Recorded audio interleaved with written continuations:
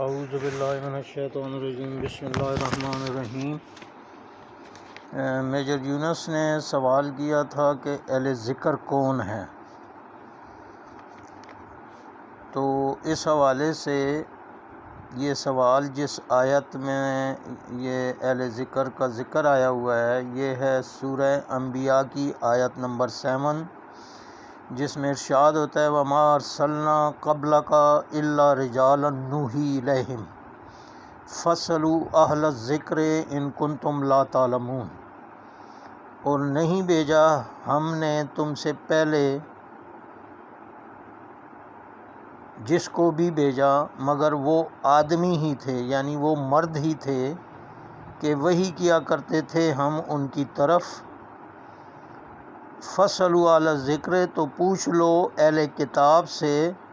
ان کنتم لا تعلمون، اگر تم نہیں جانتے ہو۔ تو یہ والی آیت ہے جس میں کہ بات کی گئی ہے اہل ذکر کی، اور اس آیت میں اہل ذکر سے مراد اہل کتاب ہیں کہ پہلے بھی جو انبیاء آئے ہیں سارے نبی جتنے بھی تھے وہ مرد ہی تھے، عورتوں کو نبوت عطا نہیں کی گئی، اور پہلے جتنے بھی اہل ذکر لوگ ہیں جو اہل کتاب لوگ ہیں تو وہ بھی آپ کو یہی بتائیں گے، ان سے پوچھ لیں اگر آپ نہیں جانتے تو۔ اب اس میں دو الفاظ ہیں، ایک ہے اہل اور ایک ہے ذکر۔ تو اہل جو ہے وہ قرآن کے مطابق ایک تو یہ جیسے اہل خانہ ہوتے ہیں، یعنی امام راغب کے تحت کسی کے نسب میں دین، پیشہ، مکان یا شہر میں جو مشترک لوگ ہوتے ہیں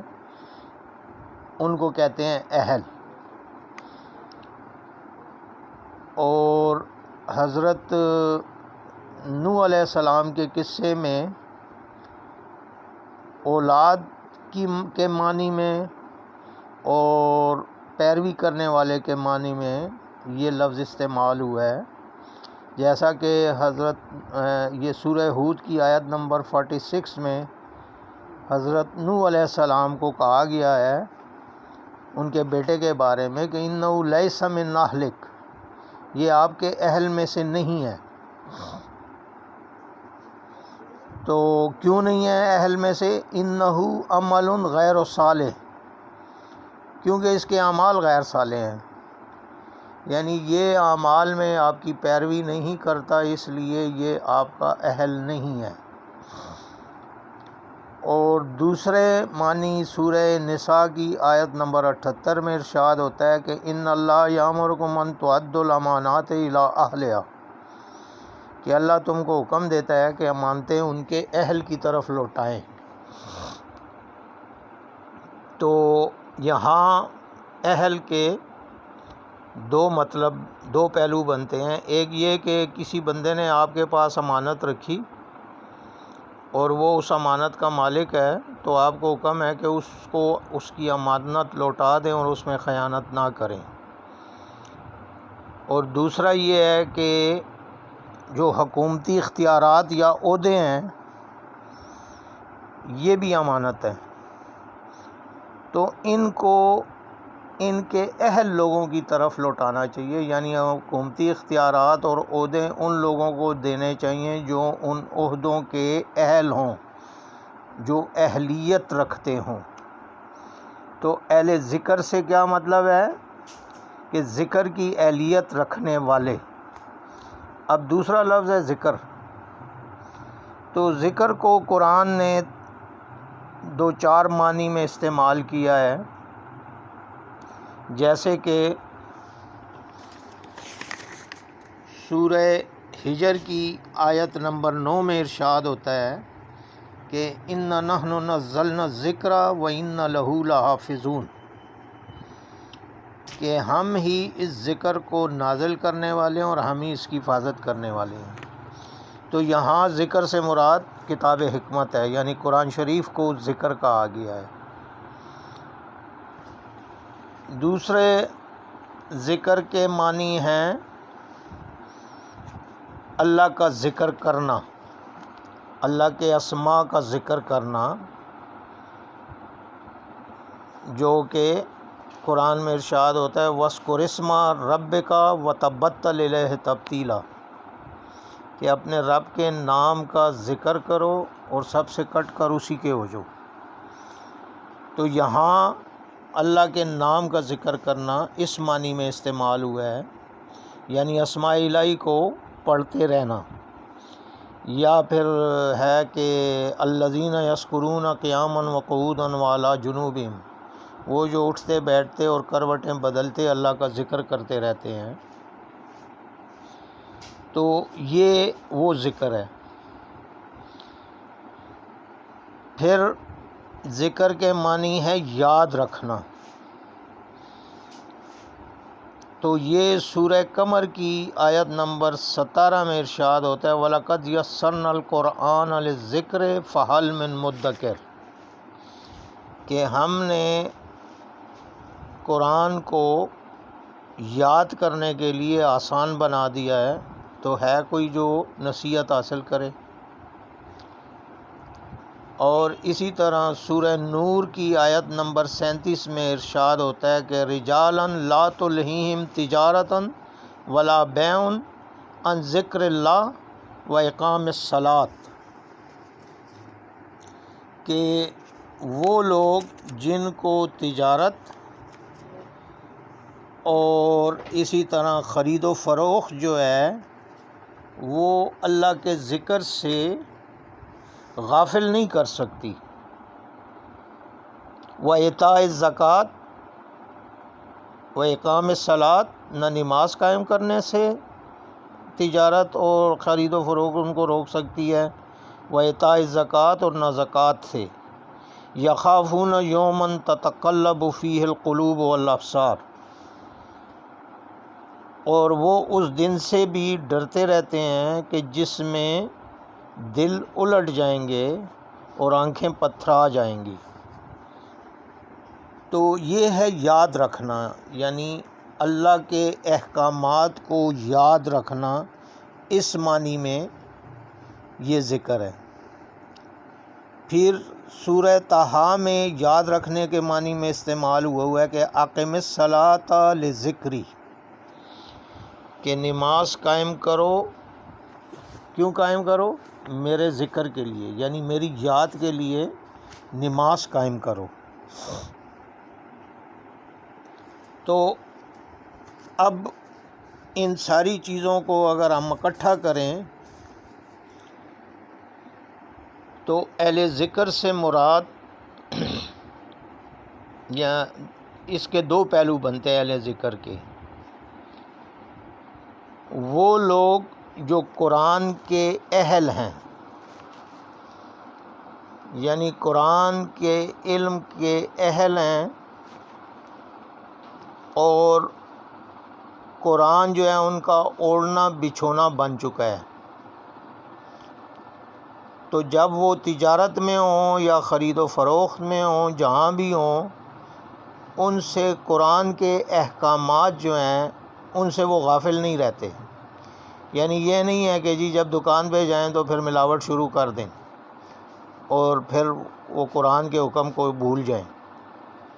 ان کو یاد رہتا ہے ہمیشہ، چاہے وہ تجارت میں ہوں، چاہے وہ مسجد میں ہوں، چاہے وہ بازار میں ہوں، ان کو اللہ کا ذکر جو ہے یاد رہتا ہے، یعنی اللہ کے احکامات یاد رہتے ہیں۔ وہ چلتے پھرتے قرآن ہوتے ہیں، ان کا کردار جو ہے وہ قرآن کے سانچے میں ڈھل چکا ہوتا ہے۔ یہ وہ لوگ ہیں جو اہل ذکر میں آتے ہیں، اور اس کے لیے جو قرآن نے احکامات بتائے ہیں اس آیت کے ساتھ، تو وہ ہیں، ایک ہے ذکر اللہ، یعنی ذکر کا جو دوسرا پہلو ہے کہ وہ اللہ کے اسماء کا ذکر کرتے رہتے ہیں یا کوئی اور ذکر۔ پھر یہ کہ صلاۃ قائم کرتے رہتے ہیں، زکوٰۃ دیتے رہتے ہیں، اور آخرت سے ہمیشہ ڈرتے رہتے ہیں، آخرت ان کے مد نظر رہتی ہے۔ تو یہ ان کی نشانیاں ہیں۔ جو اہل ذکر ہیں، یہ 4 تو بڑی بڑی ہیں، باقی بھی جتنے بھی قرآنی احکامات ہیں ان کو وہ یاد رکھتے ہیں۔ اور دوسرا پہلو ہے اہل ذکر کا ذکر کرنا، یعنی اسماء الہی کا ذکر کرنا، اور اتنا ڈیپ ذکر کرنا کہ اس ذکر سے ان کے قلوب اطمینان پا جائیں، جیسا کہ قرآن میں ہی ذکر ہے کہ الا بذکر اللہ لتطمئن القلوب، سورہ رعد کی آیت نمبر 28 میں، کہ اللہ کے ذکر سے میں ہی دلوں کا اطمینان ہے۔ تو وہ لوگ جن کے قلوب اللہ کے ذکر سے اطمینان پا چکے ہیں وہ اہل ذکر میں آئیں گے، اور جن کے لیے اللہ کے ذکر سے ان کے پردے اٹھ چکے ہیں، اور اب نہ تجارت اور نہ کوئی اور جو مصروفیت ہے زندگی کی، وہ ان کے ذکر سے ان کو ہٹا نہیں سکتی، اور وہ ذکر ان کو ہمیشہ یاد رہتا ہے، یعنی کہ وہ کتاب کے علم میں اور ذکر میں راسخ ہو چکے ہیں، جس کے حوالے سے قرآن نے راسخون فی العلم کی بات کی ہے کہ جو علم میں راسخ ہیں،